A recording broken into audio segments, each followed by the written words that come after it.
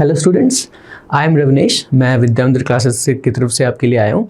आज मैं लेकर आया हूँ आपके लिए 4 अप्रैल का जो 2024 में जेईई मेंस का पेपर हुआ था, उसके मॉर्निंग शिफ्ट यानी पहले शिफ्ट का सॉल्यूशन। किस सब्जेक्ट का? केमिस्ट्री का। ठीक है, तो हम ध्यान से देखेंगे। और ये पेपर जो था 4 अप्रैल का जो पेपर हुआ था, फर्स्ट शिफ्ट और सेकंड शिफ्ट दोनों, इनफैक्ट काफ़ी अच्छे क्वेश्चन थे उसमें। ठीक है, I would personally rate moderate to difficult के बीच में कहीं इस मॉर्निंग शिफ्ट को। हालांकि एक दो क्वेश्चन में कुछ कन्फ्यूजन भी थी जब सॉल्यूशन आया था, लेकिन क्वेश्चन बहुत ही अच्छा और लॉजिकल क्वेश्चन आया था जो फर्स्ट शिफ्ट की बात हम कर रहे हैं। ठीक है, अब देखते हैं। जैसे पहला क्वेश्चन था, ये तो बहुत ही आसान सा सवाल आया था, जो बहुत ही फैक्चुअल सा क्वेश्चन बोलो या वैलेंसी बेस्ड क्वेश्चन। क्या था इसमें? Number of elements from the following that can not form compounds with valencies which match with their respective group valencies. मतलब क्या हुआ कि इसका मतलब इनमें से कौन सा ऐसा एलिमेंट है जिसकी वैलेंसी उसके बाकी के ग्रुप के वैलेंसीज के बराबर ना हो। समझ में आ रहा है? जैसे मैं समझाता हूँ। फॉर एग्जांपल, इन सब में अगर मैं देखूं तो मैं आपके लिए सबके लिए वैलेंसी लिख कर लाया हूँ। फॉर एग्जांपल, अगर हम बोरॉन के फैमिली की बात करें तो बोरॉन के फैमिली की जो वैलेंसी होती है, जो पूरा बोरॉन एल्युमिनियम की पूरी फैमिली होती है, उसकी वैलेंसी 3 होती है, और ग्रुप की वैलेंसी भी 3 होती है, और बोरॉन की वैलेंसी भी 3 है। इसलिए इसमें कोई दिक्कत नहीं है। क्वेश्चन में क्या पूछा है? कैन नॉट फॉर्म, मतलब अगर बोरॉन 3 वैलेंसी शो नहीं कर रहा होता, हालांकि उसके ग्रुप में सभी एलिमेंट्स 3 वैलेंसी शो करते हैं, बट अगर बोरॉन 3 वैलेंसी शो नहीं कर रहा होता तो ये हमारा आंसर में से एक आंसर होता। अब जैसे कार्बन देखो 4 शो करता है, और कार्बन की पूरी फैमिली होती है वो भी 4 शो करती है। लेकिन नाइट्रोजन की बात करें अगर हम, नाइट्रोजन बेटा 3 वैलेंसी शो करता है, और ग्रुप वैलेंसी 3 और 5 दोनों होते हैं। नाइट्रोजन पे नीचे जा रहे हो तो वैलेंसी 5 तक हो जाती है ना। तो भैया आप ये बताओ कि नाइट्रोजन, जैसे फास्फोरस देखो, फास्फोरस 5 है और ग्रुप वैलेंसी भी 3 और 5 है। नाइट्रोजन फास्फोरस सेम फैमिली के हैं। तो भैया नाइट्रोजन में 5 तो ऑक्सीडेशन स्टेट हमने देखा है, HNO3 में +5 से ऑक्सीडेशन स्टेट होता है, लेकिन वो ऑक्सीडेशन स्टेट होता है। अगर हम वैलेंसी की बात करें तो बेटा नाइट्रोजन 5 बॉन्ड थोड़ी बना लेगा। आप सोचो ना, नाइट्रोजन 5 बॉन्ड तो बना ही नहीं सकता, ऑक्टेट एक्सपैंड तो कर ही नहीं सकता। ये तो गलत बात हो गई है ना। सेकंड पीरियड का एलिमेंट है ये, 10 इलेक्ट्रॉन थोड़ी हो जाएंगे उसके पास, है ना। तो नाइट्रोजन 5 वैलेंसी शो नहीं कर सकता है ना। तो कॉमन वैलेंसी नहीं है वो। अच्छा, तो भैया नाइट्रोजन तो हो गया एक, आपने बता दिया, सही है। नाइट्रोजन एक होगा ऐसा जिसका वैलेंसी 3 है बट ग्रुप वैलेंसी 5 भी शो करता है। ठीक है, तो एक आंसर तो हमारा नाइट्रोजन होगा। सल्फर की बात करते हैं तो सल्फर तो ठीक है, sulphur can expand it's octet, so do the other elements of sulphur group जो उसके नीचे है। बट ऑक्सीजन ऐसा काम नहीं करेगा। क्यों? क्योंकि ऑक्सीजन की वैलेंसी सिर्फ 2 शो होती है, माइनस में दो बॉन्ड बनाता है। ऑक्सीजन को कभी हम 6 नहीं देख रहे होंगे ना कि जी 6 बॉन्ड बना रखा है ना। ऑक्सीजन ज़्यादातर 2 बॉन्ड बनाता है, तो ऑक्सीजन भी एक हमारा आंसर में से एक होगा, करेक्ट। और फ्लोरीन की बात कर लो, देखो ये फ्लोरीन की वैलेंसी क्या होती है? 1। ये तो हमेशा फ्लोरीन की हमेशा वैलेंसी 1 होती है। अगर एलिमेंटल स्टेट में है तो 0, बट वैसे तो बॉन्ड तो एक ही बनाता है वो। और उसके ग्रुप के देखो 1, 3, 5, 7, ये पूरी की पूरी बारात आती है इसकी। क्यों? क्योंकि हैलोजन में होता है Cl की वैलेंसी बहुत ज़्यादा होती है, I की वैलेंसी बहुत ज़्यादा होती है, Br की वैलेंसी बहुत सारी होती है, बट फ्लोरीन की सिर्फ एक होती है। तो हमारे हिसाब से ये जो आंसर होगा इसमें, मैं बोरन को यहाँ से हटा दूँ। तो अभी देखो 3 होने चाहिए।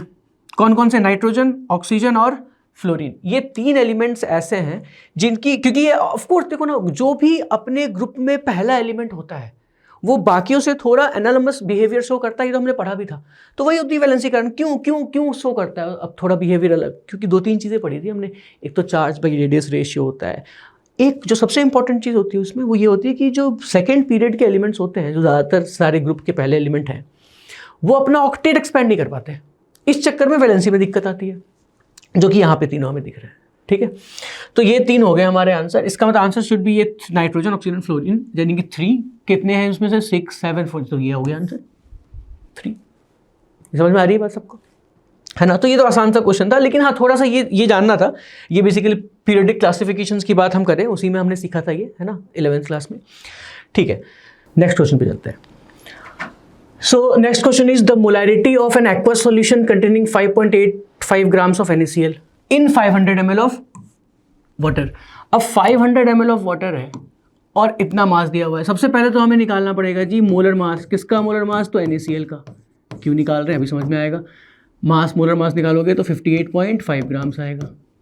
ठीक है, फिर हम देखेंगे मोल्स ऑफ NaCl की जी मोल्स कितने होंगे। कैसे निकालेंगे NaCl के moles? Given mass 5.85, divide by molar mass which is 58.5 which comes out to be 0.1। ठीक है, अब चाहिए मोलैरिटी।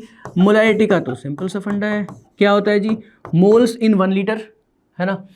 अब ये कितने 0.1 मोल्स कितने हैं, कितने ml में, 500 ml में, यानी कि 0.5 लीटर में, तो 1 लीटर में तो 0.2 होगा, आंसर समझ में आ ही रहा है, बट हम सॉल्व कर लेते हैं। कितना होगा, 0.1 divided by volume which is 0.5 moles divide by litre. मैं क्या लिखूं, moles of solute divided by volume of solution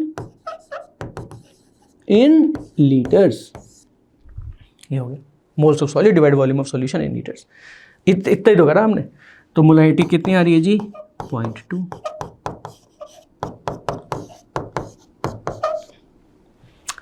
आ रहा है सबको समझ में ये, ठीक है, ओके।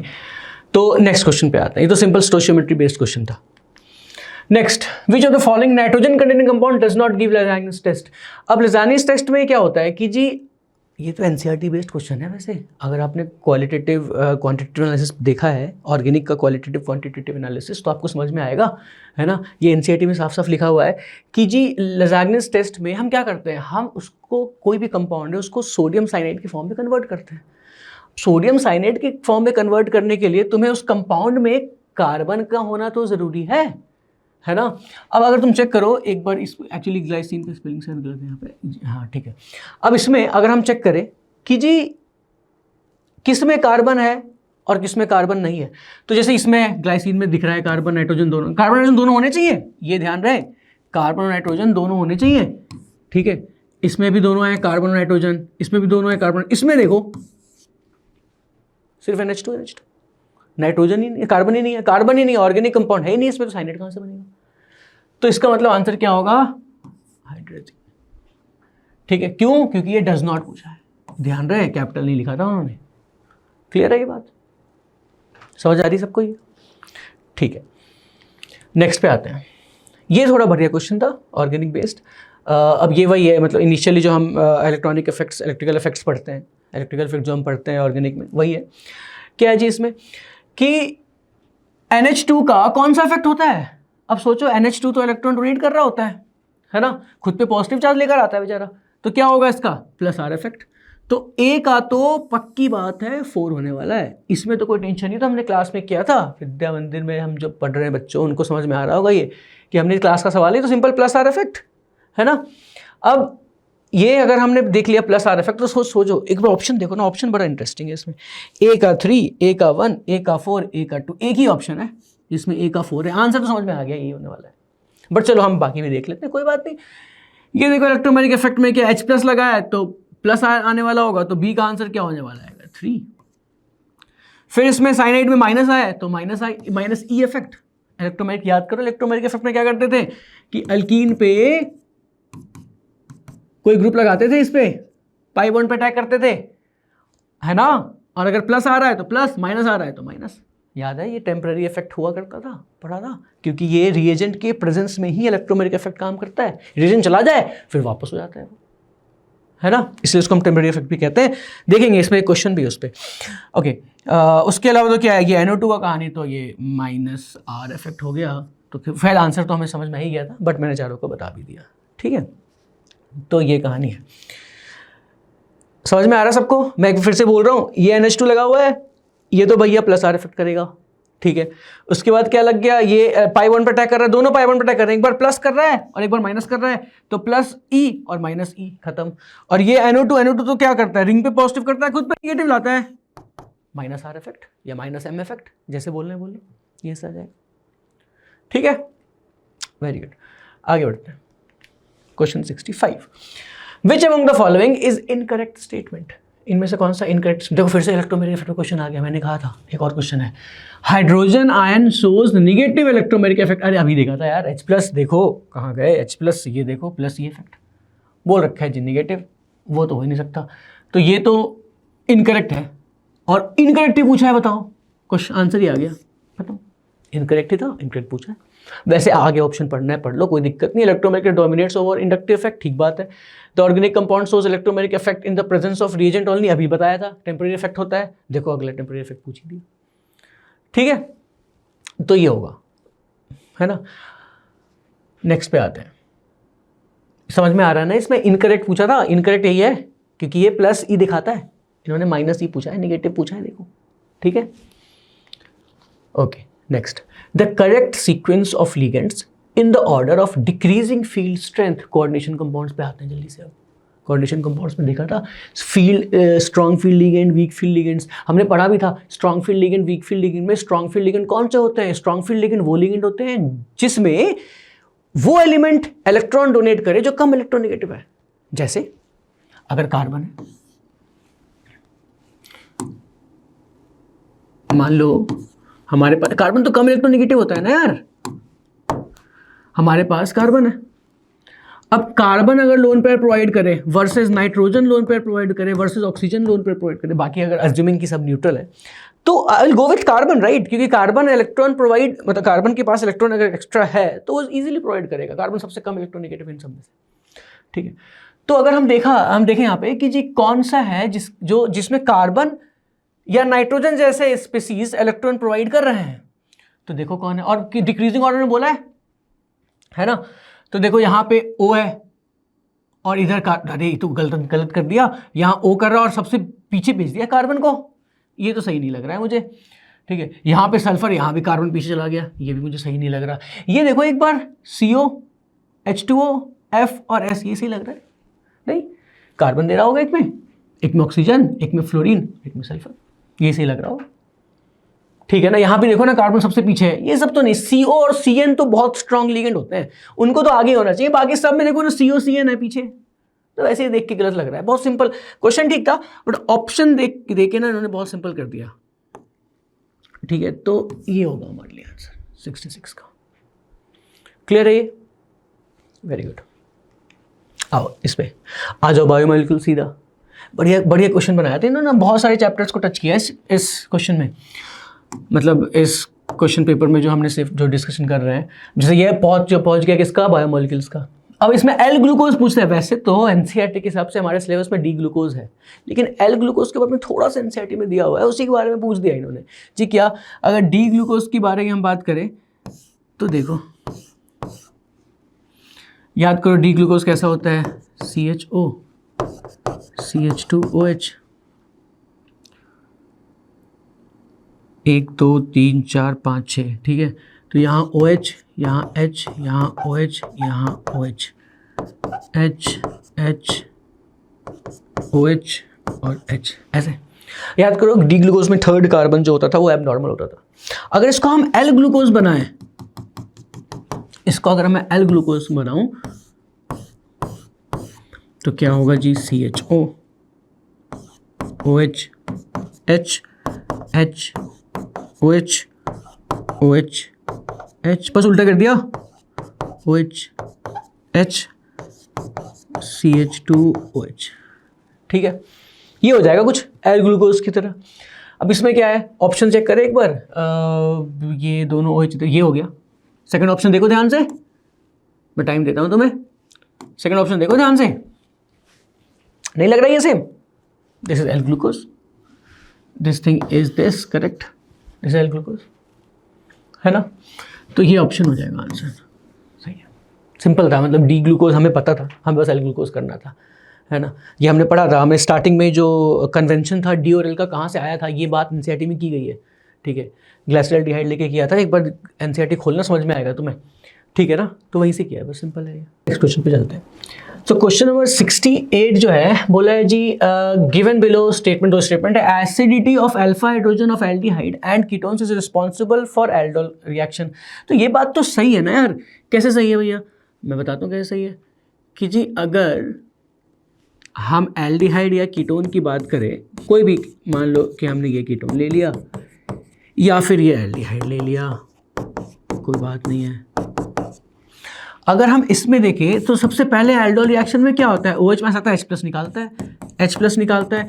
H+ निकालने के बाद ये स्टेबल क्यों रहता है? ये बात भी सोचनी चाहिए। वैसे तो हमें इतना पढ़ लिया, अब तो अगर हम रिवीजन कर रहे हैं और ये क्वेश्चन देख रहे हैं, डिस्कशन कर रहे हैं, तो इतना तो समझ में आ ही गया होगा कि ये H+ इसलिए निकालता है क्योंकि ये नेगेटिव चार्ज यहाँ पे रेजोनेंस कर रहा होता है, स्टेबल होता है, इसीलिए जो इसका अल्फा हाइड्रोजन होता है वो थोड़ा एसिडिक होता है। और इसी चीज को एक्सप्लॉइट करके ही तो OH माइनस यानी कि जो बेस है वो H प्लस निकालता है और ये रिएक्शन फर्दर आगे बढ़ता है ना। फिर ये वापस से खुद पे अटैक करता है। अगर मैं सेल्फ एल्डोल की बात करूँ, क्रॉस एल्डोल की बात भी कर सकते हो, कोई दिक्कत है नहीं उसमें। तो ये इस पे अटैक कर देगा, ये ऊपर चला जाएगा, ऐसी रिएक्शन होगा। लेकिन ये काम का नहीं है। काम का तो यहीं पे था इस क्वेश्चन के लिए। क्या है जी काम का? कि OH माइनस जो कि बेस है उसने H प्लस निकाला। कहां से निकाला? एक कार्बन से निकाला भाई। इसी कार्बन से क्यों निकाला? इसको अल्फा कार्बन कहते हैं। इसी कार्बन से क्यों निकाला? क्योंकि यहां से H प्लस निकलने के बाद वो रेजोनेंस स्टेबलाइज्ड होता है। ठीक है, तो बोला जी अल्फा हाइड्रोजन जो है वो एसिडिक होता है। सही बात है।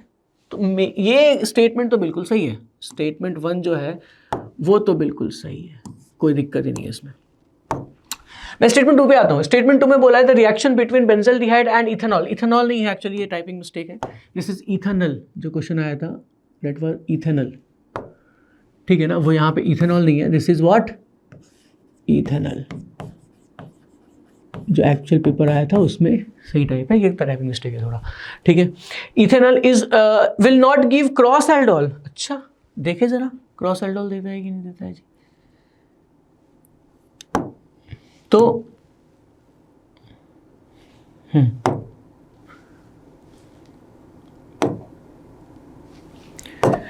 ऑलराइट, तो इसमें हम ये देखें यहाँ पे मैं एक बार पेन चेंज कर लूँ बस। ठीक है, तो इन्होंने बोला है कि जी क्रॉस एल्डोल दे रहा है कि नहीं दे रहा। मैं देख लेता हूँ ना बेंजल्डिहाइड में क्या दिक्कत है जी। पीएच है, COH है, ये तो एल्डोल नहीं देगा, बात तो सही है। बट इथेनॉल तो देगा ना। अरे ऊपर एग्जाम्पल इथेनॉल का ही तो लिखा है, ये तो देगा ना एल्डोल। ये तो इस पर अटैक कर सकता है ना। एल्डोल ही तो हुआ, ये क्रॉस एल्डोल ही तो हुआ। ठीक है, ये खुद से भी रिएक्ट कर सकता है, कोई दिक्कत नहीं है। लेकिन ये इससे भी तो रिएक्ट कर सकता है, तो क्रॉस एल्डोल तो हुआ। मेरे हिसाब से तो क्रॉस एल्डोल होगा। इन्होंने क्या बोला है? Will not give cross aldol. ये तो गलत बात है। स्टेटमेंट 1 सही है, बट स्टेटमेंट 2 क्या है जी? इनकरेक्ट है। Statement 1 is correct but statement 2 is incorrect. Answer should be 2। ठीक है, ऑलराइट, ये आ रहा है सबको समझ में? सिंपल सी कहानी है, बस ध्यान रखना इथेनॉल नहीं इथेनॉल था। ठीक है, next, what pressure of H2 would be required to make EMF of hydrogen electrode 0 in pure water at 25 degree Celsius? ये इलेक्ट्रोकेमिस्ट्री पे आ गए हम फिर से। अब क्या है इसमें कि जी H2 का प्रेशर पूछा गया है ना, EMF जो हाइड्रोजन इलेक्ट्रोड का। अब याद करो हाइड्रोजन इलेक्ट्रोड क्या था जी? H plus.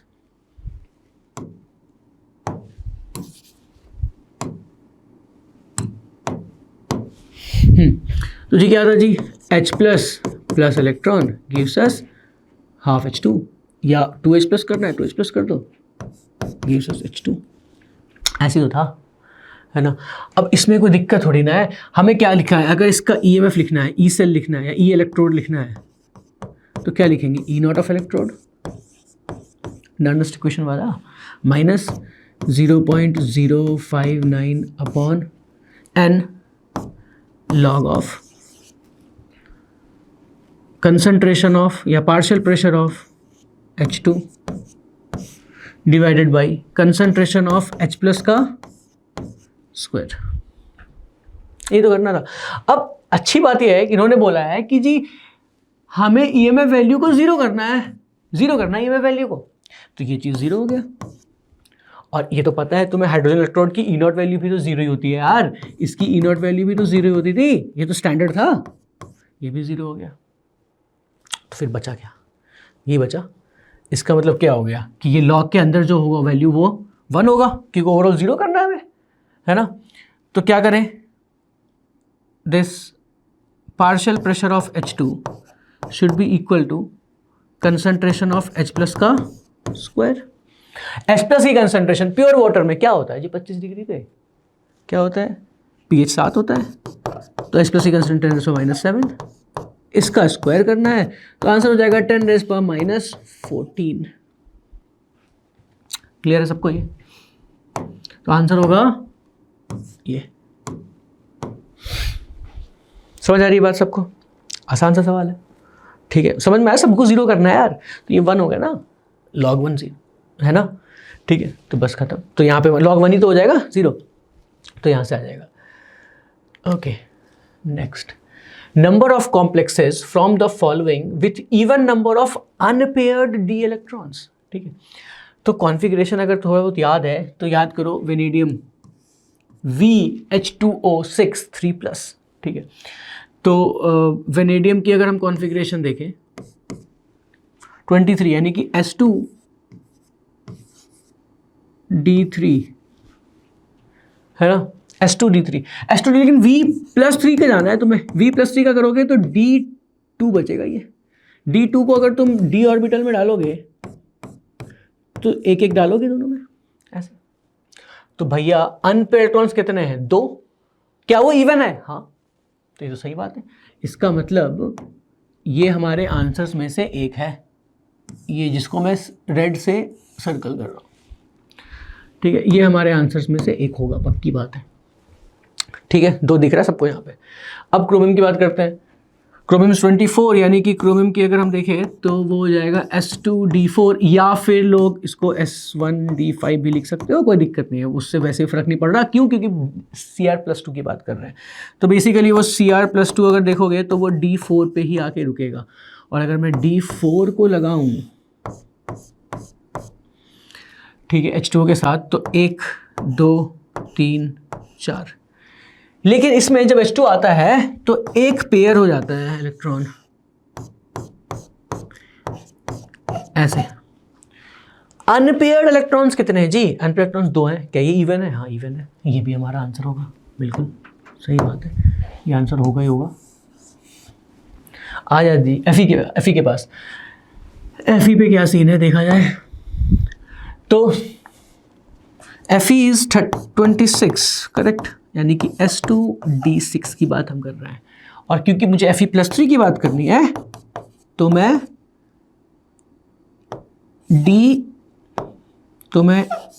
D5 की बात करूंगा, ठीक है ना। D5 में इलेक्ट्रॉन डालो,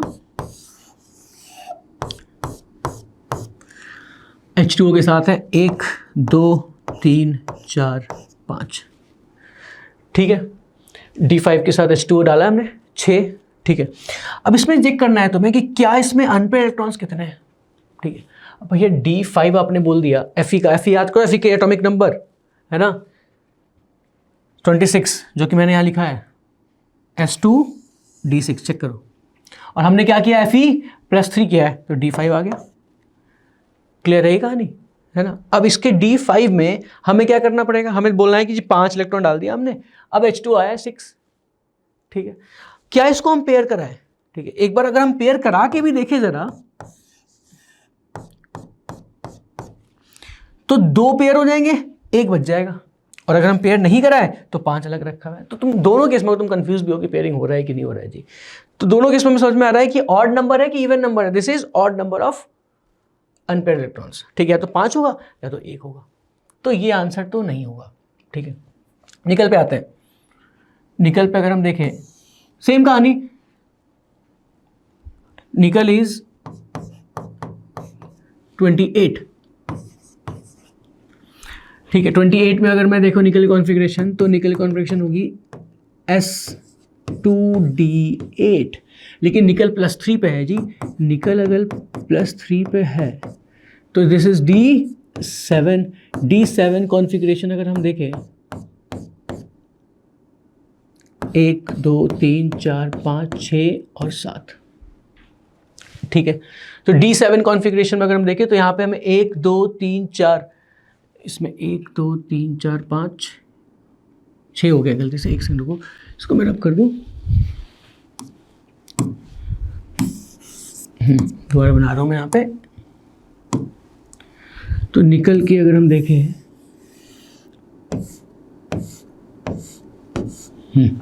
इसमें कितने जी, 7, 1 2 3 4 5 6 और 7, ठीक है। कितने अनपेयर्ड इलेक्ट्रॉन्स है जी, 3 अनपेयर्ड इलेक्ट्रॉन। अगर तुमने इसको पेयर कर, वैसे पेयर नहीं होता इसमें, अगर तुमने पेयर कर भी दिया तो भी 1 बच्चा रहेगा, वैसे पेयर होता नहीं है, इसमें 3 ही रहेंगे। तो ये भी हमारा आंसर में से नहीं होने वाला। कॉपर का तो देखो ना Cu+2, इसका तो मैं चेक भी नहीं करूंगा, क्यों? क्योंकि कॉपर के पास Cu+2 अगर है तो D9 है, D9 में पक्के से 1 इलेक्ट्रॉन तो होगा ही होगा जो अनपेयर्ड रहेगा, कुछ नहीं कर सकते उसका।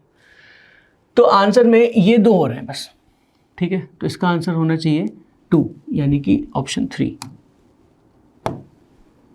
ये। ठीक है, समझ में आ रहा है ना? ये आयरन का नहीं हुआ, निकल का नहीं हुआ और कॉपर का नहीं हुआ, बाकी दोनों का हो गया। ठीक है, बस ऐसे ही करते। और इनफैक्ट इसमें कोई ज़्यादा टेंशन लेने की बात भी नहीं थी, क्योंकि हम कई बार तो हम कंफ्यूजन इसी बात पे रहते हैं कि हम पेयरिंग कराए कि ना कराए, हमें याद नहीं होता है कि ये फील्ड स्ट्रॉन्ग है या फील्ड वीक है। इस क्वेश्चन में तो वो भी दिक्कत नहीं था। ठीक है, ओके नेक्स्ट।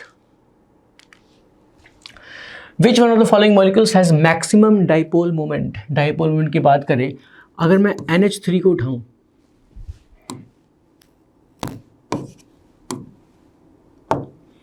अगर मैं NH3 को उठाऊं तो H ऐसे, अगर मैं CH4 को तो उठाने की जरूरत नहीं है, इसकी तो डाइपोल ही 0 होगी, इसकी तो म्यू 0 होगी, इसका तो खैर हिस्सा ही खत्म है। NF3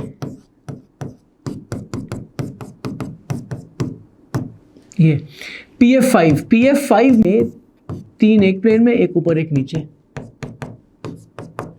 इक्वेटोरियल और एक्सियल की कहानी पढ़ी थी इसमें, याद करो, क्लास में डिस्कस हुई थी ये, PCL5 या PF5। अब इसमें जी बोला कि किसका मैक्सिमम डाइपोल होगा, तो देखो ये तो खत्म है। PF5 में इसलिए मैं बोल रहा हूँ कैंसिल होगा क्योंकि ये पूरा एक दूसरे को कैंसिल कर रहा होगा, जो एक प्लेन में है, और ऊपर नीचे वाले एक दूसरे को कैंसिल कर रहे होंगे, तो इसमें भी कोई नेट डाइपोल नहीं आने वाला। ठीक है, इसका भी म्यू 0 ही है। अब बचा ये और ये NH3 और NF3। तो NF3 में क्या है, वो तो मुझे समझ में आ रहा है कि NF3 से F इलेक्ट्रॉन खींचेगा, ज़्यादा इलेक्ट्रॉन नेगेटिव है, बट एक लोन पेयर भी है यहाँ पे, लेकिन इसमें N ऊपर खींच रहा होगा। अब ये तीनों वेक्टर्स ऊपर जाएंगे प्लस एक लोन पेयर जो कि सेम डायरेक्शन में, तो इसमें इसका ज़्यादा होगा। Dipole moment of NH3 actually बहुत ज़्यादा होता है डायपोल मोमेंट ऑफ NF3 से। अगर वैल्यू वाइज देखें तो काफ़ी डिफरेंस है इन दोनों में, ऐसा भी नहीं क्लोज है, तो ये ज़्यादा है। सो पूछा है किसका मैक्सिमम होगा, तो ये है, और मैंने रीज़न तुम्हें बता दिया क्यों होगा। ठीक है, यहाँ तक सबको समझ में आ रहा होगा। नेक्स्ट पे आते हैं 72। Identify the product in the following reaction. अरे ये तो क्लेमेंशंस हैं, ये तो आसान है, क्लेमेंशन रिडक्शन है सीधा। एल्डिहाइड कीटोन दोनों करता है, तो जी एक एल्डिहाइड दिया हुआ है, एक कीटोन दिया हुआ है, मैंने दोनों को रिड्यूस कर देना है, तो ये हो जाएगा आंसर। ओरल क्वेश्चन था, कुछ सोचना ही नहीं इसमें, दोनों को रिड्यूस करता है क्लेमेंशन, है ना, तो आंसर 1 हो जाएगा इसका। नेक्स्ट, समझ में आ रहा है, तो बहुत ही ईजी क्वेश्चन था, है ना। ऑलराइट, 73। NaOH अल्कोहलिक और HBr। तो पहले स्टेप में इन्होंने Br और यहाँ पे H, तो ये NaOH अल्कोहलिक क्या करता है, डिहाइड्रोहेलोजिनेशन। याद करो, प्रिपरेशन ऑफ एल्कीन्स में पढ़ा था हमने। तो जो B होगा वो क्या होना चाहिए, इधर बेंजीन है, इधर ब्रोमीन लगा है, और इधर डबल बॉन्ड लग गया, ऐसे, ये B होना चाहिए। अब जब हम C की बात करें, HBr लगाना है, कोई पेरोक्साइड तो है नहीं कि एंटी मार्कोनी को बढ़ाते, मार्कोनी को भी कराएंगे, तो हमने Br बीच में लगा देना है। ठीक है, तो अब बोला इन्होंने कि पहले तो B और C क्या है। ठीक है, तो B और C तो हमने देख लिया, एक B ये है और C है, तो सेकंड ऑप्शन सही लग रहा है हमें, है ना। और पूछा है कि A और C कैसे रिलेटेड है। अरे A ये था, ये बहुत स्टैंडर्ड तरीका होता है ब्रोमीन की पोजीशन चेंज करने के लिए, और C ये है, ये तो पोजीशन हो गया ना, यहाँ ब्रोमीन CH2 पे लगा हुआ है, यहाँ ब्रोमीन बीच में आ गया, पोजीशन है, सही बात है, ऑप्शन 2 है ना। तो फिर से बोल रहा हूँ, डिहाइड्रोलाइजेशन करा के एल्कीन बनाना, फिर HBr के addition reaction of alkene, simple. ठीक है, okay. 74। In the precipitation of iron group 3, qualitative quantitative analysis का कहानी है, बट इजी क्वेश्चन है काफ़ी, क्योंकि हमें पता है ये आयरन की हम हाइड्रोक्साइड करके प्रेसिपिटेट कराते हैं। और अमोनियम क्लोराइड क्यों डाला भाई, आपको अगर हाइड्रोक्साइड प्रेसिपिटेट कराना है तो अमोनियम क्लोराइड क्यों डाला। क्या होता है ना कि Fe, अगर तुम्हें FeOH3 को प्रेसिपिटेट कराना है बेटा, तो एक चीज़ का ध्यान रखना पड़ेगा कि इसकी कंसंट्रेशन OH की ज़्यादा नहीं होनी चाहिए, कंट्रोल कर सके हम, ऐसा कंसंट्रेशन लो ये कंट्रोल कर सके। क्यों, क्योंकि हमें FeOH3 को प्रेसिपिटेट कराना है, हम नहीं चाहते हैं कि बाकी ग्रुप की हाइड्रोक्साइड भी प्रेसिपिटेट कर जाए। बहुत सारे ग्रुप की हाइड्रोक्साइड प्रेसिपिटेट कर सकती है, that will depends on it's KSP value, और KSP वैल्यू किस पे डिपेंड करता है, हाइड्रोक्साइड की कंसंट्रेशन पे। तो भैया NH4Cl हाइड्रोक्साइड OH माइनस को कैसे कंट्रोल कर सकता है, कर सकता है यार। याद करो, ये हमने पढ़ा था आयनिक इक्विलिब्रियम में, NH4Cl डाला तो यहां से क्या निकलेगा, निकलेगा NH4 प्लस। अब NH4 प्लस जो है OH माइनस को खा के क्या बनाएगा, NH4OH। सोचो, तुम्हारे पास NH4OH आ जाएगा, तुम्हारे पास NH4Cl होगा, दोनों होगा, ये तो बफर हो गया। NH4OH and NH4Cl, buffer solution नहीं बन गया ये। बफर सॉल्यूशन में क्या करता है, ये आयन क्या करता है, OH की कंसंट्रेशन को कंट्रोल ही तो करेगा, है ना। अगर हमने NH4 प्लस डाला है तो जो भी एक्स्ट्रा OH माइनस होगा या हमें OH माइनस की कंसंट्रेशन को कम करनी हो तो हम NH4 प्लस डाल दो, क्योंकि NH4 प्लस OH माइनस को खाना चाहेगा ज्यादा, क्योंकि ये वीक बेस बनाता है NH4OH, है ना।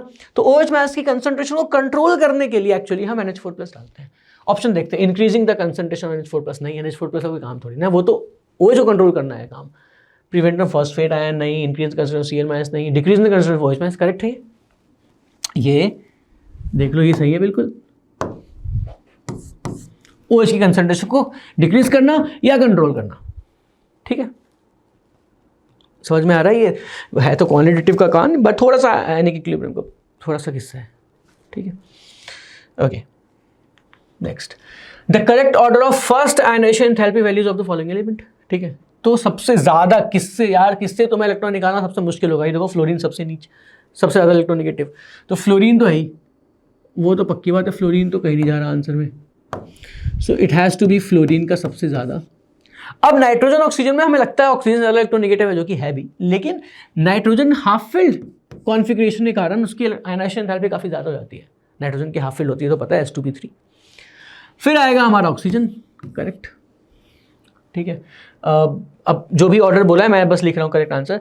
ऑक्सीजन के बाद आएगा हमारे पास क्या बचा, नाइट्रोजन, ऑक्सीजन हो गया, 3 हो गया, 5 ही है ना, तो एक बेरिलियम हो गया और एक बोरन हो गया। क्यों भैया आपने बेरिलियम को क्यों रखा, कि बेरिलियम से हम S से इलेक्ट्रॉन निकाल रहे हैं, S सबशेल से, और बोरन में हम P से निकाल रहे होंगे, तो S से निकालना थोड़ा मुश्किल होगा। सो ये होगा आंसर हमारा। इसका मतलब अगर हम ऑर्डर देखें तो सबसे ज़्यादा हो गया F यानी कि D, उसके बाद हो गया N यानी कि B, then A, then E, sorry E नहीं C, देन C,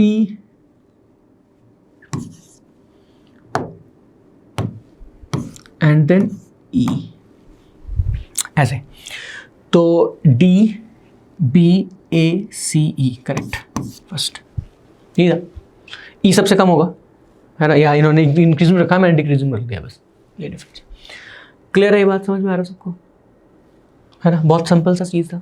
ये तो बिल्कुल आयनाइजेशन एंथैल्पी वाली कहानी थी। ऐसा क्वेश्चन भी हमने पढ़ा था, हम बहुत बार देखे थे कि ऑक्सीजन नाइट्रोजन का कहानी भी देखते हैं, इसका भी देखते हैं, अलग अलग क्वेश्चन देखते हैं, सेम ही डाल दिया है, कई बार सेम ही देखा है वैसे हमने क्लास में। चलो ठीक है, आगे बढ़ते हैं। 76, what will be the decreasing order of basic strength of the following conjugated basis. Organic concept वाला पार्ट आ गया यहाँ पे जी। क्या कि अरे बताओ, O पे माइनस है, 3 में O पे माइनस है और 1 पे Cl माइनस, Cl माइनस तो सबसे वीक होगा, ये तो बात तय है, इसके लिए तो कोई टेंशन लेने की बात ही नहीं है। तो अरे O का माइनस है RO minus versus OH minus, ये भी क्लास में किया था कि RO माइनस ज्यादा स्ट्रांग होगा। क्यों स्ट्रांग होगा, क्योंकि R की plus I effect, inductive effect, plus I से इलेक्ट्रॉन देता है, तो और नेगेटिव स्ट्रांग हो जाता है, तो ये सबसे स्ट्रांग। फिर OH माइनस, उसके बाद तो फिर ठीक है CH3CO माइनस होगा क्योंकि ऑक्सीजन पे माइनस है, और आखिरी में Cl माइनस। ये तो वहां भी देख सकते हो कि ये आता है CH3COOH से और ये आता है HCl से। HCl अच्छा है, स्ट्रांग एसिड होता है, तो H+ निकल के Cl माइनस बहुत स्टेबलाइज्ड रहता है। ये स्ट्रांग नहीं होता, ये बहुत वीक है, इसलिए H+ निकलता ही नहीं है। क्यों नहीं निकलता, क्योंकि CH3CO माइनस स्टेबल ही नहीं है, तभी तो नहीं निकलता होगा। तो इन दोनों में ज़्यादा स्ट्रांग है। समझ आ रही सबको कहानी। तो RO माइनस, सबसे पहले तो हमने O का नेगेटिव देख लिया, O का नेगेटिव में ही सबसे ज़्यादा क्योंकि R है, फिर OH माइनस, फिर CH3CO माइनस। CH3CO माइनस वैसे तो रेजोनेंस स्टेबलाइज्ड है, लेकिन CH3CO माइनस और HCl में कंपेयर करें तो ये ज़्यादा अनस्टेबल है। इस समझ में आता है कैसे, एसिडिक स्ट्रेंथ तो पता ही है, HCl स्ट्रॉन्ग एसिड है। क्यों स्ट्रॉन्ग है, क्योंकि H+ निकालता है। क्यों निकालता है, क्योंकि Cl माइनस स्टेबल है। ये क्यों वीक है, क्योंकि H+ कम निकालता है। क्यों कम निकालता है, क्योंकि CH3CO माइनस अनस्टेबल है ना। तो ये कहानी हो गई। अब ऐसा कोई ऑप्शन ढूंढते हैं जी, कहाँ है RO माइनस OH माइनस, ये है, पहला ही है, पहले ही आंसर दे रहे सब, ठीक है। Okay, next 77 the element which shows only one oxidation state, थोड़ा सा फैक्ट बेस्ड बट एनसीईआरटी में डी ब्लॉक में दे रखा है सबके ऑक्सीडेशन स्टेट्स, उसमें दिख जाएगा तुम्हें scandium, scandium is the answer. +3 पे एग्जिस्ट करता है ज़्यादातर स्कैंडियम के कंपाउंड्स, ठीक है। ओके 70 इस समझ में आ गया ना, एक किसका सिर्फ एक ही ऑक्सीडेशन स्टेट ज़्यादा पॉपुलर है विच इज स्कैंडियम, ठीक है। एक बार एनसीईआरटी चेक करना तुम्हें दिख जाएगा जो मैं बोल रहा हूँ, ठीक है। याद है टेबल में बिल्कुल सबके ऑक्सीडेशन स्टेट लिख रखी है उन्होंने एक साथ।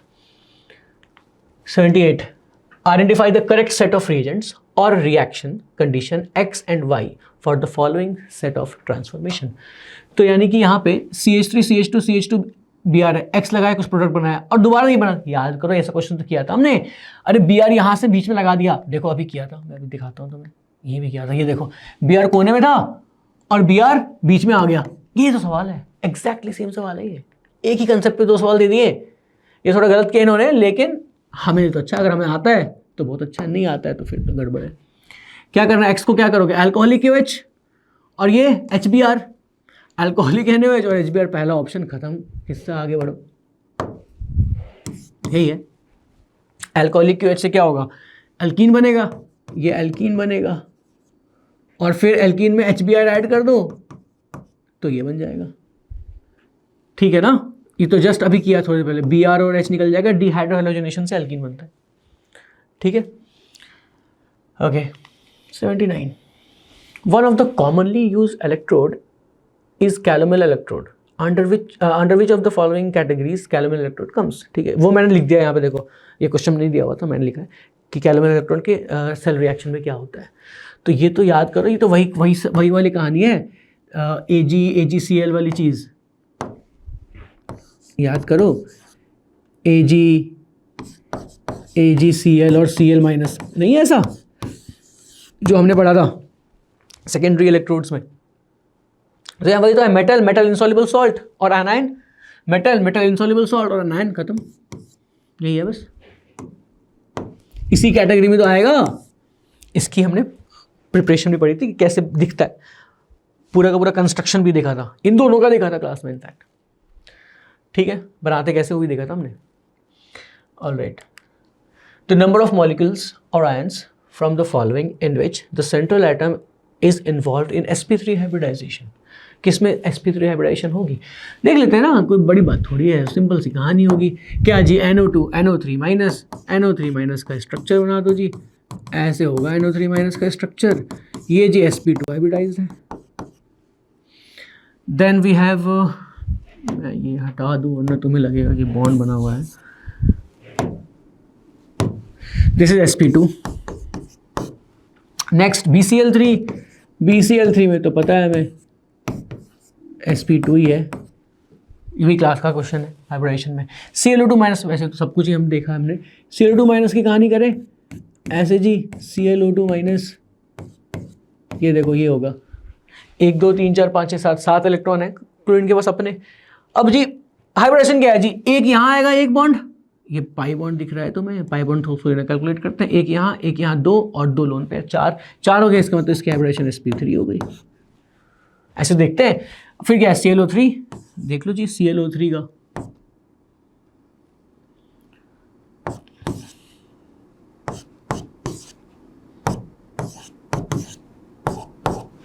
एक 2 3 4 5 6 7, ठीक है। ClO3 माइनस ये आ गया। अब ClO3 माइनस में क्या होगा जी, हमें ये दिख गया 1 2 3 4, तो इसमें भी क्या, एक यहाँ पे बॉन्ड, ये वाला बॉन्ड, सिग्मा, ये सिग्मा, ये सिग्मा, 3 सिग्मा बॉन्ड और एक लोन पेयर sp3।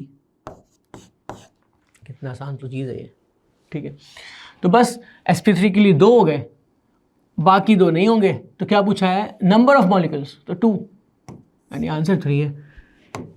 ऑप्शन 3 में 2 डाल दिया, ऐसे कंफ्यूज करने के लिए करते रहते हैं ये लोग, देखो ना, 2 में 3 डाला, 3 में 2 डाला, तो उल्टा कर देते तो ज़्यादा अच्छा लगता, बट चलो ठीक है ना। ये sp3 हाइब्रिडाइज तो 2 हो गए, कौन कौन से, ClO2 माइनस, ClO3 माइनस।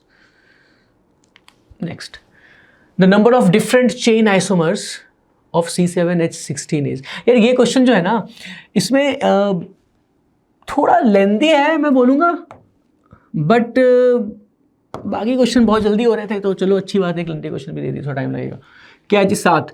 तो बहुत स्टैंडर्ड तरीका होता है जो हम अपने क्लास में पढ़े ही हैं जी। सबसे पहले क्या करते हैं, 7 का एक चेन बनाते हैं, 1 2 3 4 5 6 और एक 7।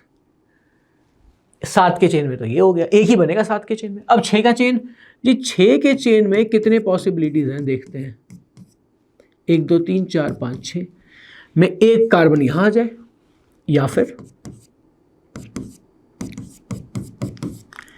कार्बन यहां आ जाए।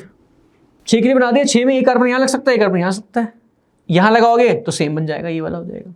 ठीक है, जो 5 वाले में हमने देखा उसमें जैसे एक यहां लगा दिया और एक यहां लगा दिया, क्योंकि दो ब्रांचिंग करनी पड़ेगी, 7 कार्बन है। तो फिर हम एक ये भी कर सकते हैं 5 वाले में, क्या, एक यहां और एक यहां, ऑल्टरनेट, है ना, ये भी कर सकते हैं। तो फिर कर तो भैया ये भी सकते हैं, एक ही पे 2 डाल दो, है ना। क्या मेन चेन 5 का है ना, अभी भी बस मेन चेन 5 के होने चाहिए। और अगर तुम्हें लग रहा है कि कोई दोस्त सेम है तो बस उसका आईपीएसी नेमिंग कर दो। अगर आईपीएसी नेमिंग में सेम आ रहा है इसका मतलब कंपाउंड सेम है, बट अगर अलग आ रहा है मतलब कंपाउंड अलग है। ठीक है, एक तो ये हो सकता है, एक तो फिर ये भी हो सकता है, ऐसे, है ना। फिर तो भैया अब कर ही रहे हो तो ये भी कर दो, ये देखो ये भी तो हो सकता है ना। 5 का ही किया हमने सब जगह। तो कितने हुए जी, 1 2 3 4 5 6 7 8, 8 हो गए। एक और बचा तो वो 4 में आएगा, 2 3 4, ऐसे 3 ब्रांचिंग करनी पड़ेगी, और कोई पॉसिबिलिटी नहीं कर सकते तुम। अगर तुमने यहाँ पे 2 डाल दिए तो 1 2 3 4 5 का हो जाएगा। इसमें 1 2 3 4 1 2 3 4 4 का ही चेन है मैक्सिमम, 1 2 3 4 सब देख लो, तो एक ही हो गए। तो कुल मिला कितने हो गए, 1 2 3 4 5 और 4 9, 9 होने चाहिए आंसर। Answer should be 9। बहुत स्टैंडर्ड तरीका है, हम हर बार ऐसे ही बनाएंगे। 7 का बनाया, फिर हमने 6 का बनाया, फिर हमने ये 5 का, ये 5 का, और ये किसका बनाया, 4 का। ऐसे ही करते हैं बेटा, 7 6 ऐसे रैंडमली मत बना देना कि पहले 7 के फिर 4 का फिर 5 का, तो फिर मिस हो जाएगा। ये तरीका है, ठीक है। Okay. 82. X grams of ethylamine is subjected to reaction with NaNO2 and HCl followed by water. Evolved dinitrogen gas which occupied 2.24 liters. बड़ा बढ़िया एग्जामिनर है, वॉल्यूम भी दिया है 2.24 लीटर्स। अच्छी बात है भैया, 2.24 लीटर दिया है, इसका मतलब 0.1 मोल बना है N2 का। रिएक्शन क्या हो रहा है, रिएक्शन में तो कुछ नहीं है जी। इथाइल अमीन बोला है, CH3CH2 NH2 के साथ हमने HNO2 डाल दिया, या NaNO2 HCl, सेम ही बात है। तो N2 बन गया होगा कुछ, CH3CH2 N2Cl टाइप्स बना होगा। अब अरे पॉइंट ये है ना कि इसका 1 मोल है तो इसका भी तो 1 ही मोल होगा, यहीं से तो N2 निकला होगा, यहीं से तो N2 निकला होगा। तो इसका 1 मोल है तो इसके 1 ही मोल से निकला होगा। अब तुम सोचो ना N2 का कितना मोल है, N2 का जितना मोल उतना इसका मोल उतना इसका मोल, सिंपल। N2 कितने मोल है जी, 2.24 लीटर है। N2 के मोल हो गए 0.1 मोल, 0.1 मोल ऑफ N2। क्वेश्चन हो गया खत्म। इसका मतलब इसका क्या है, 0.1 मोल, सिंपल। पूछा है ग्राम, मोल इंटू मोलर मास करते हैं, तो मास का करने के लिए मोल 0.1 इंटू इसका मोलर मास विच इज 45 करके देख लो। कार्बन का 12, 24 प्लस 14 कितने हो गए, 38, और हाइड्रोजन कितने हैं, 7 प्लस 7 इज 45, सही है। तो आंसर क्या होगा, 45 इंटू 0.1, 45 इंटू 0.1, बस यही तो है।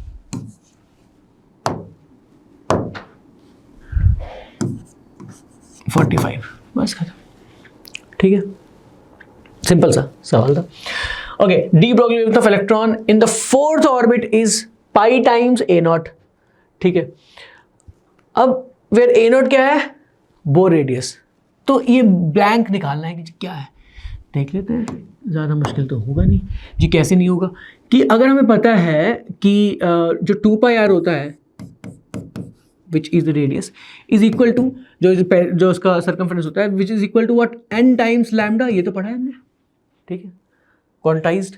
अब n टाइम्स लैम्डा अगर हम करेंगे तो क्योंकि फोर्थ ऑर्बिट है तो ये 4 हो गया n, है ना, तो ये हम लिख सकते हैं 2 पाई r किसका, r4 लिख रहा हूं मैं, फोर्थ ऑर्बिट की बात कर रहे हैं, है ना, is equal to 4 times lambda. Fourth shell में 4 ही बनता है n की वैल्यू, ये भी पता है हमें लैम्डा की वैल्यू निकालनी है, तो लैम्डा की जो वैल्यू आएगी that is how much, pi r4 by 2, ये r4 यानी fourth radius, this is fourth Bohr radius, ठीक है। अब कैसे रिप्लेस करें जी, जो बोर रेडियस होता है r1 फर्स्ट बोर रेडियस, वो क्या होता है जी, वही 0.529 into n square by Z, ऐसे तो लिखते थे एंगस्ट्रम्स में, ऐसे तो लिखते थे कुछ, ठीक है। तो रेडियस किसके प्रोपोर्शनल है, एन स्क्वायर के, ठीक है।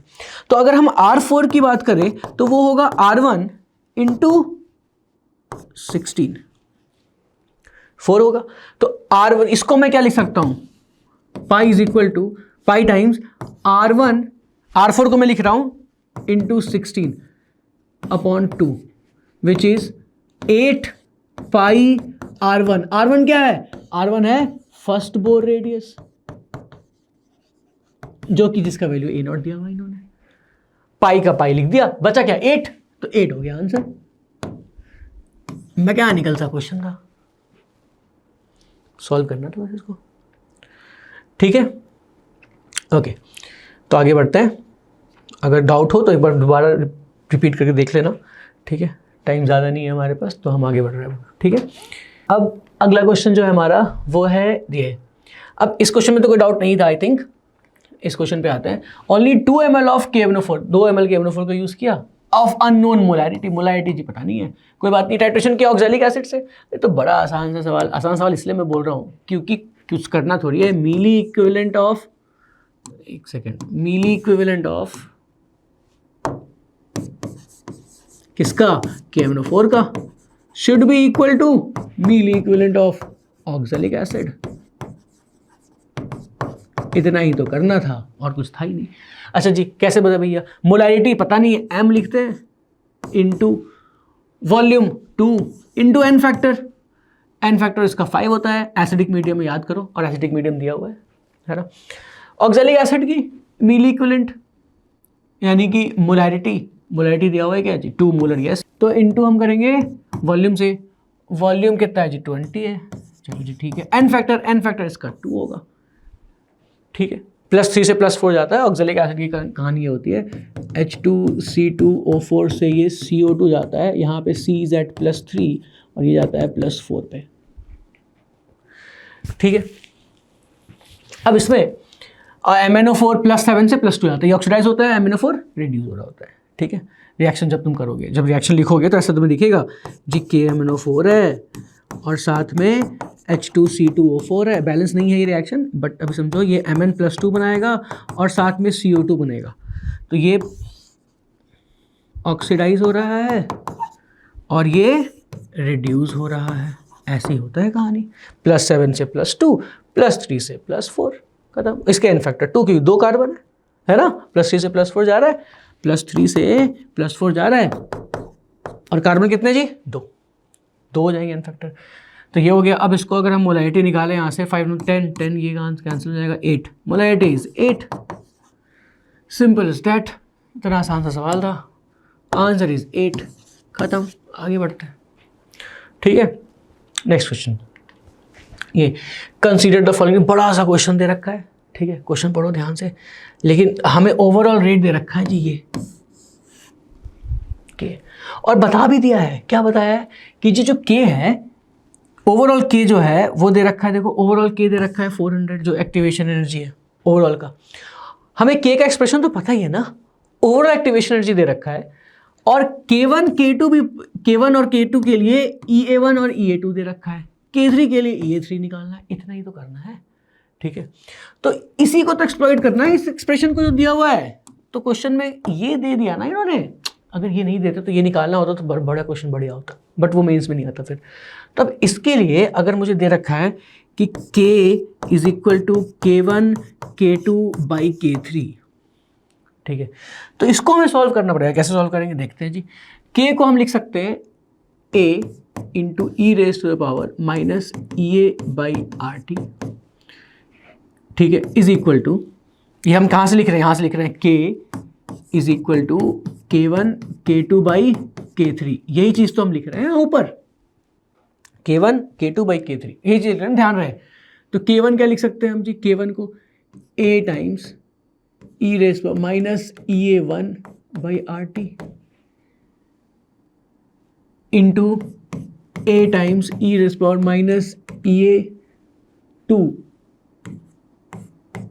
By R T upon a times e raise power minus E A three by R T. अगर a वगैरह को सबको कट करो तो आएगा e raise to the power minus E A by R T is equal to e raise to the power minus E A one by R T into e raise power minus E A two by R T upon e raise to the power minus E A three by R T. इतना ही तो है। तो अब बस, अब तो कुछ है ही नहीं बेटा इसमें, ई को इक्वेट करना है, यहाँ पे पावर बस दोनों ऐड हो जाएंगे, ये सब्ट्रैक्ट हो जाएगा, ठीक है। तो यहाँ से जब हम सॉल्व करेंगे इसको, अब तो क्या क्या गिवन है देखो, आर और टी तो कैंसिल हो जाने वाला है जब सॉल्व करोगे। तो गिवन क्या क्या है जी, ई ए वन गिवन है क्या, देखें, हाँ जी ई ए वन गिवन है, ई ए टू गिवन है क्या, हाँ जी ई ए टू गिवन है। तो हम लिखते हैं यहाँ पे ई ए वन गिवन, इसमें ई ए वन की वैल्यू आ रही है कितना, 300, ई ए टू की वैल्यू कितनी आ रही है जी, 200, ठीक है, और ई ए की वैल्यू भी गिवन है देखो 400। तो ई ए की वैल्यू इज हाउ मच, 400।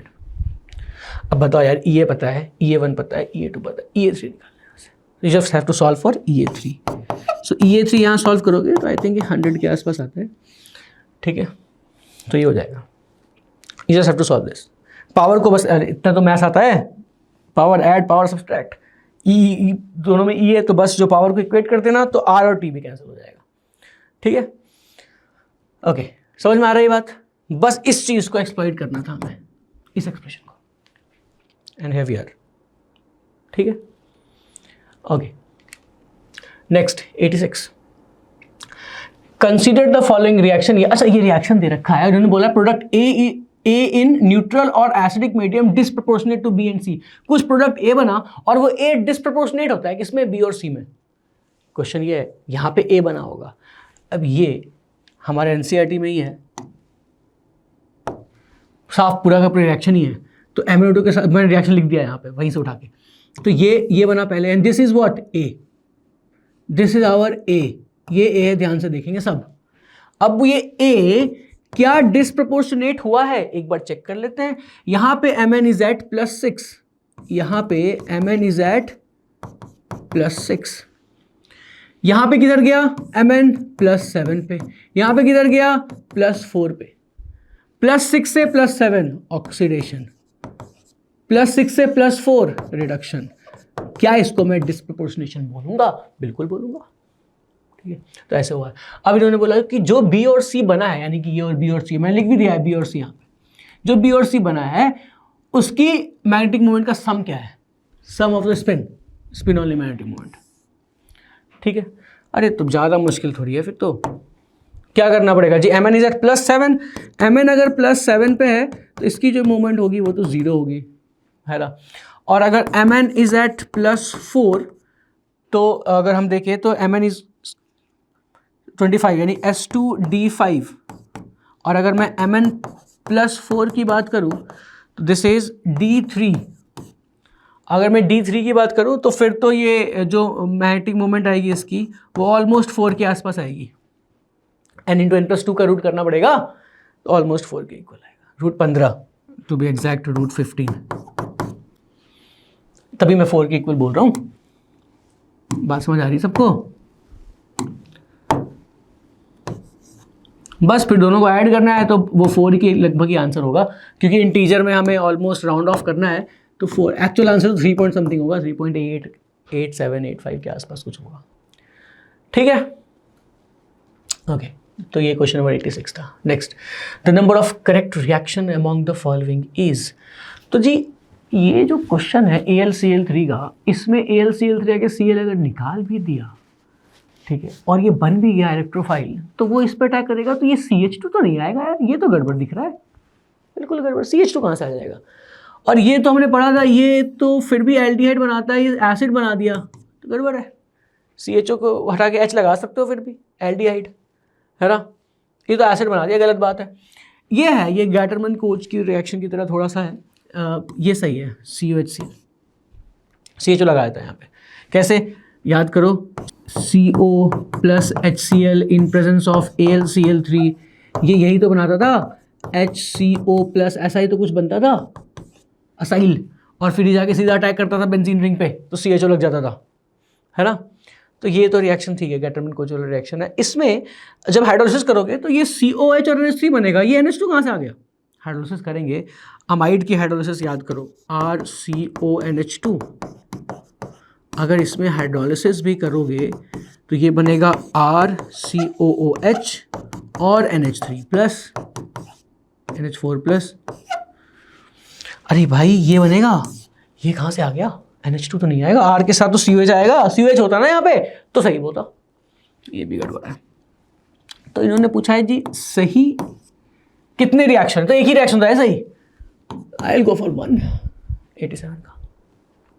ठीक है, next, the enthalpy of formation of ethane from ethylene by addition of H2, और सबकी बॉन्ड एंथैल्पी दे रखी है, तो ये तो बेसिक क्वेश्चन हो गया जी, कैसे इलेक्ट्रोकेमिस्ट्री का जी, है ना। ये है, इसमें हमें H2 ऐड करना है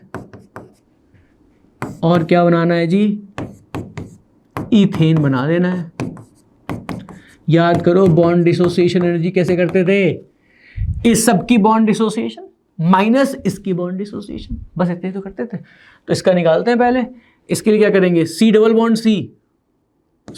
bond C into 1 plus CH into 4 plus HH into 1, इन सबको ऐड करो और सब्ट्रैक्ट कर दो किसमें, CC into 1 plus CH into 6, simple as that. इतना ही करना था। C डबल बॉन्ड C की enthalpy, CHC single bond C double bond C, तीसरा नंबर और चौथा ये है, तो 1 2 3 615, so this is 615 plus CH का अगर मैं देखूँ सबसे पहला है 414, 4 इंटू 414 दिस, प्लस अगर मैं HH का देखूँ तो वो आखिरी वाला है which is 435 this, minus C single bond C का देखो तो वो दूसरा है विच इज 347 प्लस CH का फर्स्ट ही है 414 इंटू 6, ये तो कैंसिल भी हो जाएगा, अगर ज़्यादा कैलकुलेशन नहीं करना है तो वो कैंसिल कर दो। ठीक है, तो यहाँ से अप्रॉक्सीमेटली जो आंसर आ रहा है आई थिंक दैट इज़ 125 के आसपास आ रहा है। एक बार मैं क्रॉस चेक करके बता देता हूँ, जैसे 88 जब तुम सॉल्व करोगे तो देख लेना, 125 करेक्ट। ठीक है, तो जब सॉल्व करोगे तो 125 के आसपास आ जाएगा। इतना ही करना है बेटा, ये तो कैलकुलेशन तो तुम क्या तुम्हारे छोटे भाई बहन भी कर देंगे, छोटा सा कैलकुलेशन बस। ठीक है, ओके आगे बढ़ते हैं फिर। 89, द नंबर ऑफ मॉलिक्यूल और species from the following having one unpaired electron, जिसके पास एक अनपेयर्ड इलेक्ट्रॉन तो हो कम से कम। अच्छा जी, आओ देखें, O2, अच्छा O2 में तो मुझे नहीं लगता कोई अनपेयर्ड इलेक्ट्रॉन्स होता है, तुम चाहो तो MOT से ड्रॉ करके देख लो, नहीं होगा। O2 माइनस में हो सकता है, क्योंकि जी O2 माइनस में एक इलेक्ट्रॉन एक्स्ट्रा है ना। अगर मैं इसका MOT बनाऊं,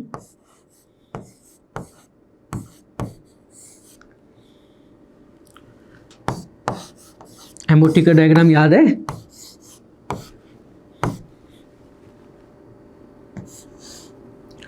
one S two S two P,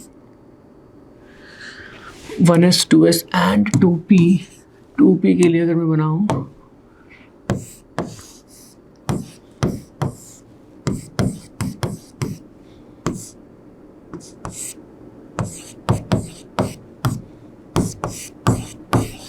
इसमें एक्सपीरियंस होती नहीं है तो हम ऐसे बनाते हैं। और हमें कितना इलेक्ट्रॉन फिल करना है जी? 16 इलेक्ट्रॉन फिल करना। 16 क्या 17 हो गए, O2 माइनस है ना। ऑक्सीजन के पास कितने होते हैं? 8, 8 दूनी 16 और 1 17। तो 1 2 3 4 5 6 7 8 9 10 11 12 13 14 ऐसे 15 16 17। ये देखो एक अनपेयर्ड, ये तो होगा पक्के से आंसर। अच्छा NO का तो मैं चेक भी नहीं करूंगा। अगला NO है, 15 इलेक्ट्रॉन है इसमें टोटल, 8 + 7 15। इसमें तो पक्के से अनपेयर्ड होगा, ये ऑड है, होना ही है, तो ये भी होगा। ठीक है, Cn माइनस और O2 2 माइनस में कोई अनपेयर्ड इलेक्ट्रॉन्स नहीं होंगे, चेक करके देख लेना। इसमें एक और O2 2 माइनस में कुछ नहीं करना, O2 माइनस में एक और इलेक्ट्रॉन ऐड कर देना है, एक और ऐड कर दो ना यहाँ पे, देखो कोई अनपेयर्ड नहीं बचा। ठीक है, Cn माइनस में वही है, Cn माइनस तो 14 हो गया इसका, 14 तो N2 की तरह हो गया। क्या N2 के पास कोई अनपेयर्ड इलेक्ट्रॉन होता है? नहीं, 3 बॉन्ड बनते हैं उसमें, उसमें भी नहीं होता। तो O2 माइनस और NO तो 2 होंगे जिसके पास अनपेयर्ड इलेक्ट्रॉन्स। ठीक है, कौन कौन से? O2 माइनस और NO का तो चेक करने की जरूरत नहीं, तो O2 माइनस का बस चेक करना था, वो हमने कर लिया। वैसे O2 माइनस का भी उतना ज़्यादा चेक करने की जरूरत पड़ता नहीं, इसमें भी ऑड नंबर ही है, बट इसका हम कर लिया। ठीक है, कर लो तो बेटर है वैसे तो। ऑलराइट, आखिरी सवाल विच इज सॉल्यूशन का है ना, क्वालिटी प्रॉपर्टीज की तरह कुछ दिख रहा है मुझे। क्या है इसमें? 2.5 grams of non volatile non electrolyte, यानी कि टूटेगा नहीं ये, आयंस में डिसोसिएट तो नहीं होने वाला ये। ठीक है, बोला कि 100 ग्राम पानी में हमने उसको मिला दिया। ठीक है, फिर बोला a solution showed a boiling point elevation of 2 degree Celsius. अच्छा, तो इतना पढ़ के ना पहले थोड़ा एक चीज मैं निकाल लेता हूँ, क्योंकि आगे पढ़ोगे तो फिर ये भूल जाओगे। इसलिए मैं क्या कर रहा हूँ कि बॉइलिंग पॉइंट की जो एलिवेशन है वो कितनी है जी? 2 डिग्री सेल्सियस है। और क्योंकि आई की वैल्यू कुछ लेनी नहीं है, नॉन डिसोसिएशन नॉन इलेक्ट्रोलाइट बोल दिया है, तो हम क्या कर सकते हैं? हम बोल सकते हैं कि जो डेल्टा TB है वो क्या होगा? Molality times KB, simple as that. Delta TB की वैल्यू 2 है जी, which is equal to the molality times KB कितना है जी? 0.52। तो मोलैलिटी की वैल्यू आ गई विच इज 2/0.52। अच्छा, अब एक चीज, मोलैलिटी की ये जो मोलैलिटी है, मोलैलिटी की अगर मैं डेफिनेशन देखूं तो by definition molality is moles of solute divided by mass of solvent in kg। ठीक है, यही है। अगर मैं इसको 1000 से मल्टीप्लाई कर दूं तो ये क्या हो जाएगा? Mass of solvent in grams. मैंने इसको क्या किया? इस साइड 1000 से मल्टीप्लाई कर दिया, तो ये आ गया 2/0.52 इंटू 1000। अब मैं इस चीज को लिख सकता हूं मोल्स ऑफ सॉलिड। बस ये जल्दी सोचने का काम, बाकी तुम फॉर्मूले से भी कर सकते हो, कोई दिक्कत नहीं है। Divided by mass of solvent in grams. अब इसी चीज को 18 से डिवाइड कर दो, यानी कि मोलर मास ऑफ सॉल्वेंट से डिवाइड कर दो। पानी है ना सॉल्वेंट, पानी देखो, इसलिए 18 बोला मैंने। अगर मैं इसी को 18 से डिवाइड कर दूं तो ये क्या आ जाएगा? देखो मैं इधर लिख रहा हूं 2/0.52 इंटू 1000। थोड़ा आसान सा तरीका है, थोड़ा जल्दी बनाने का तरीका बता रहा हूँ बस, वैसे तो फॉर्मूले से कर ही सकते हो। ठीक है, तो ये क्या आ जाएगा? मोल्स ऑफ सॉल्यूट, ध्यान से देखेंगे, divided by mass of solvent upon molar mass, divided by moles of solvent नहीं हो जाएगा? ये पूरा क्या बन जाएगा? ये पूरा बन जाएगा moles of solvent, moles of solute divide by moles of solvent. अच्छा, इसको मैं लिख सकता हूं जी,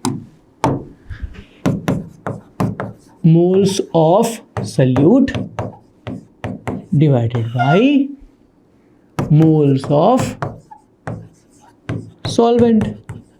थोड़ा ऐसे एनालाइज जल्दी जल्दी करने के लिए। अब क्या हो गया, ये हो जाएगा, ऊपर चला जाएगा, दिस इज 36/520 कुछ ऐसा। और इसको हम क्या बोल सकते हैं, NB/NA, where B solid and A solvent, जो हमारा नॉर्मल कन्वेंशन होता है। ठीक है, इसको मैं अप्रोक्सीमेटली इक्वल लिख रहा हूं NB/NB प्लस NA के। वाई, क्यों हमने इसको इक्वल लिख दिया इसके, क्योंकि क्वेश्चन में गिवन जी क्या, assume solid concentration is negligible with respect to solvent, इसलिए। अब इससे हुआ क्या, इससे ये हुआ कि हमें मोल फ्रैक्शन किसका मिल गया, सॉल्यूट का, मोल फ्रैक्शन ऑफ सॉल्यूट। अरे इसको तो मोल फ्रैक्शन ऑफ सॉल्यूट ही तो बोल सकते हो। मोल फ्रैक्शन सॉल्यूट आ गया 36/520। Question solve. कैसे क्वेश्चन सॉल्व, देखो क्वेश्चन पढ़ो, आओ देखो क्या बोलाएगी कि जी वेपर प्रेशर पूछा है रिजल्टिंग सॉल्यूशन का। ठीक है, अब मुझे बताओ, जो रिलेटिव लोअरिंग होती है ना, वो किसकी इक्वल होती है, काई बी की इक्वल ही तो होती है। Chi B is nothing but equal to what, this is relative lowering, याद करो, रिलेटिव लोअरिंग के इक्वल होती थी। और रिलेटिव लोअरिंग क्या होती है जी, होती है P0 A, P0 minus P upon P0। This is equal to what, 36/520। यही बचा सॉल्व करने को, ये है रिलेटिव लोअरिंग का formula, P0 A minus PA upon P0 A। अब ये जो 36/520 लिख दिया हमने, अब तो ये कुछ बचा ही नहीं क्वेश्चन में, इसको तो तुम खुद से भी सॉल्व कर लोगे। ठीक है, अब यहां पे भैया P0 क्या है, देखो क्वेश्चन में दिया है क्या कहीं, हाँ दिया है 760 mm/G। ठीक है, तो P0 की वैल्यू 760 है। अब यहां पे अगर मैं तुम्हें बोलूं put P0 is equal to 760 and find P, बस पुट करना है। ठीक है, तो जब तुम यहाँ पे पुट करोगे तो P की value approximately 707 mm of Hg आएगी। ठीक है, जो आंसर जो मैंने सॉल्व किया था आई थिंक 77 था, यस करेक्ट, 707 के आसपास ये वैल्यू आने वाली है। इतना मुश्किल था ही नहीं है। ठीक है, बस ये दो चीज़ें थी कि एक चीज़ कि ये नॉन वोलाटाइल और नॉन इलेक्ट्रोलाइट, तो वो टूटेगा नहीं, तो आई की वैल्यू हमने नहीं लिया। ठीक है, और ये एजम्पशन जो था उसके चक्कर में हमने ये ले लिया। ये कैलकुलेशन इजी करने के लिए हो गया। वैसे तुम चाहो अगर सॉल्व करना है प्रॉपर सॉल्व कर सकते हो, लेकिन उससे एग्जैक्ट आंसर नहीं आएगा, इसलिए ये शायद से बोनस मार्किंग में गया था क्वेश्चन। लेकिन तुम चाहो तो, क्योंकि क्वेश्चन में स्पेसिफिक दे रखा है यार, ये क्वेश्चन कोई भी एज सच गलत नहीं है, क्योंकि इन्होंने बोल रखा है कि नेग्लिजिबल लेना है। बहुत लोगों ने नहीं लिया होगा नेग्लिजिबल, तो आंसर थोड़ा अलग आया होगा, बट आंसर अप्रोक्सीमेटली यही है। ठीक है, ओके, तो ये थे 90 क्वेश्चंस। अब इसमें अगर तुम देखोगे तो बहुत सारे क्वेश्चंस, ऑलमोस्ट सारे क्वेश्चंस लॉजिकल थे, एक दो क्वेश्चन बस वैल्यू बेस्ड थे, रटने वाले क्वेश्चंस तो बहुत ही कम थे। तो ये तो अगर किसी ने अच्छे से पढ़ के गया होगा ना केमिस्ट्री, वैसे केमिस्ट्री तो वैसे बदनाम है कि रटने वाली चीज़ ज़्यादा आती हैं, बट इस पेपर में अगर मैं बात करूँ तो रटने वाली चीज़ें बहुत ही कम आई थी, बहुत ही कम आई थी रटने वाली चीज़ें। तो ओवरऑल ये पेपर अगर आपने अच्छे से पढ़ा है, केमिस्ट्री को समझा है, तो ये पेपर आपके लिए बहुत अच्छा गया होगा और खुश हो गए होगे। बट प्लीज़ मैं ये फिर से बोल रहा हूँ कि ऐसा नहीं है कि हर बार पेपर ऐसा आएगा, ये ज़रूरी नहीं है। इस बार आया था वो लकी बच्चे होंगे, और जिन्होंने रटने पे ज़्यादा भरोसा रखा होगा उनके लिए पेपर खराब हो गया होगा। तो मेरे हिसाब से एक बैलेंस बना के चलना चाहिए आप लोगों को। ऐसा नहीं है कि हमें सिर्फ हमेशा ऐसा क्वेश्चन मिलेगा कि सिर्फ सॉल्व करना हो। कई सारे क्वेश्चन ऐसे होंगे जिसमें हमें याद करने की बातें बहुत ज़्यादा होंगी, और केमिस्ट्री में होता है ऐसा। तो इसका मतलब ये नहीं, ईगो में नहीं लेना है कि नहीं हमें याद नहीं करना, हम तो साइंस के स्टूडेंट हैं। नहीं, याद करना पड़ेगा, केमिस्ट्री में चीज़ें याद करनी है, एनसीईआरटी की एक एक चीज़ याद करनी है। बहुत सारे क्वेश्चन इसमें भी थे जो एनसीईआरटी के straight forward based, fact based question थे। तो बेटा उस चीज़ में बहुत ध्यान रखना आप लोग कि याद करके जाना है। एनसीईआरटी तो भाई हमारे लिए एकदम ग्रंथ है, उसको तो याद करना अच्छे से। केमिस्ट्री में specifically, I am not talking about physics maths, but chemistry specifically. ठीक है, तो बाकी आप प्लीज़ एक बार NCERT जैसे मैंने बोला वो पढ़ना, और थोड़ा लॉजिकल तरीके से क्वेश्चन सॉल्व करोगे, है ना। फॉर्मूले, बहुत ज़्यादा फॉर्मूले पे मत जाना, फिजिकल केमिस्ट्री में ज़्यादा फॉर्मूले मत सोचना, ठीक है। बाकी जिन्होंने VMC में पढ़ा है उनको समझ में आ रहा होगा, जब मैं बोल रहा था कि हम क्लास में पढ़े हैं तो उनको समझ में आ रहा होगा, हाँ जी भैया ये क्लास में हुआ है हमारी बात, ठीक है। So thank you, I hope ये वीडियो आपके काम आएगा, एंड प्लीज़ बी फोकस्ड जो आप 3 घंटे एग्जाम दोगे, and all the best for your exam, है ना, and stay tuned to VMC। Thank you.